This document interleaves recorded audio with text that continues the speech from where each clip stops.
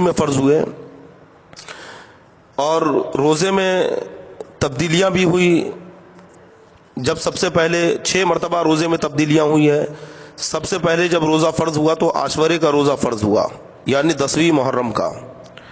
اس کے بعد پھر یہ فرضیت منسوخ ہوئی اور ایام 20 کے روزے فرض ہوئے، یعنی ہر مہینے کی 13، 14 اور 15 تاریخ، یعنی چاند کی 13، 14، 15 تاریخ کے روزے یہ فرض قرار دیے گئے. اس کے بعد یہ فرضیت بھی منسوخ ہوئی اور پھر رمضان شریف کے روزے فرض ہوئے. لیکن اس میں اختیار تھا کہ بندہ چاہے تو روزہ رکھیں یا پھر ہر روزے کے بدلے فدیہ دیں، یعنی 2 کلو 45 گرام گیہوں یہ صدقہ کر دیں یا اس کی قیمت صدقہ کر دیں. اس کے بعد پھر تبدیلی ہوئی کہ اب فدیہ نہیں دینا ہے، اب فدیہ نہیں چلے گا بلکہ بندوں کو روزہ ہی رکھنا ہے. لیکن اس میں یہ پابندی تھی کہ رات میں سونے سے پہلے جو کھانا پینا ہے وہ کھا لے، اگر سو گیا تو پھر وہ نہیں کھا سکتا، یعنی رات میں سو کے اٹھنے کے بعد کھانے پینے کی اجازت نہیں تھی. ایک صحابی رسول حضرت سلمہ رضی اللہ تعالیٰ عنہ، ان کا واقعہ پیش آیا کہ وہ دن بھر مزدوری کر کے آئے، افطار کا وقت ہوا، اپنی اہلیہ سے کہا کہ افطار تیار کرو. تھکے ہوئے تھے، لیٹ گئے، آنکھیں لگ گئی، نیند لگ گئی. اہلیہ نے اٹھایا کہ اٹھیے افطار تیار ہے. تو حضرت سلمہ رضی اللہ تعالیٰ عنہ کہتے ہیں کہ واللہ میں تو روزے سے ہوں، اس لیے کیونکہ اس وقت یہی حکم تھا کہ اگر سو کے اٹھے تو اب کچھ نہیں کھا پی سکتے ہیں. انہوں نے پھر رات میں بھی کچھ نہیں کھایا، دن بھر سے روزہ سے تھے، رات میں پھر کچھ نہیں کھایا. دوسرے دن پھر کام پہ چلے گئے تو نقاہت اور کمزوری کی وجہ سے غشی آ گئی، بے ہوش ہو گئے.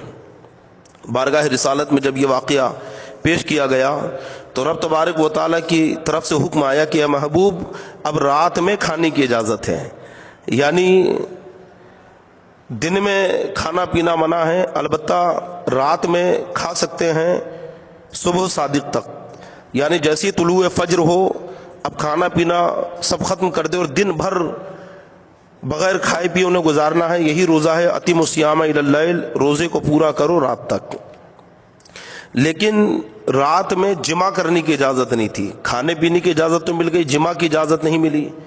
حضرت سیدنا عمر فاروق اعظم رضی اللہ تعالیٰ عنہ کا واقعہ پیش آیا کہ آپ نے اپنی اہلیہ سے جمع کر لیا. اب پھر خیال آیا کہ رمضان کی راتوں میں عورتوں سے دور رہنے کا حکم دیا گیا. آپ ڈرتے ہوئے بارگاہ رسالت میں حاضر ہوئے. رب تبارک و تعالیٰ نے حضرت سیدنا عمر فاروق اعظم کے مزاج کے مطابق، مزاج کہیے یا پھر یہ کہہ لیجئے کہ آپ بڑوں کی خطا چھوٹوں کے لیے رحمت ہوا کرتی ہے، کیونکہ بڑوں کی خطا یہ خطا نہ کی ہے.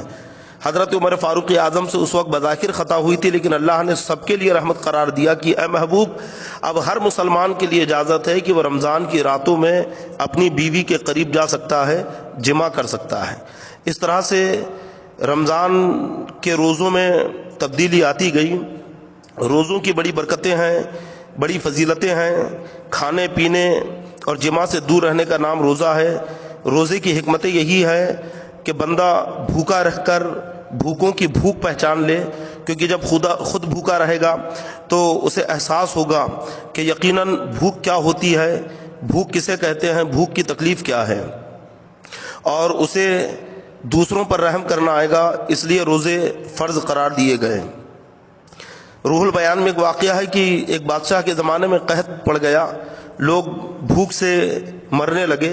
تو بادشاہ نے یہ آرڈر جاری کر دیا کہ جتنے مالدار ہیں، جتنے سرمایہ دار اور امیر لوگ ہیں وہ دن میں روزہ رکھیں، اور جب شام ہو تو اپنے دوپہر کا کھانا وہ غریبوں کو دے دیں، تاکہ غریب اور امیر دونوں رات میں کھانا کھائیں. کتنا بہترین طریقہ اس بادشاہ نے نکالا. اسلام ہی وہ مبارک مذہب ہے جو دوسروں کی مدد کا حکم دیتا ہے اور غریبوں کی مدد کا حکم دیتا ہے، بھوکوں پر رحم کرنے کا حکم دیتا ہے. مسلمانوں کو چاہیے کہ اسلام کی عظمت کو پہچانیں اور غریبوں کی، مفلسوں کی، اور خاص طور پہ اس لاک ڈاؤن کے زمانے میں آدمی پریشان ہیں، لوگوں کے کاروبار بند ہیں، مزدوری جو کرتے تھے ان کی مزدوری بند ہے، لہذا ان کا خیال رکھیں. رب تبارک و تعالی فرماتا ہے، یہ حدیث قدسی ہے، الصوم لی وانا اجزی بہ، روزہ میرے لیے ہے اور میں ہی اس کی جزا دوں گا. یہ کلام بڑا عجیب لگتا ہے کہ ہر چیز کی جزا دینے والا اللہ ہے اور ہر عبادتیں اللہ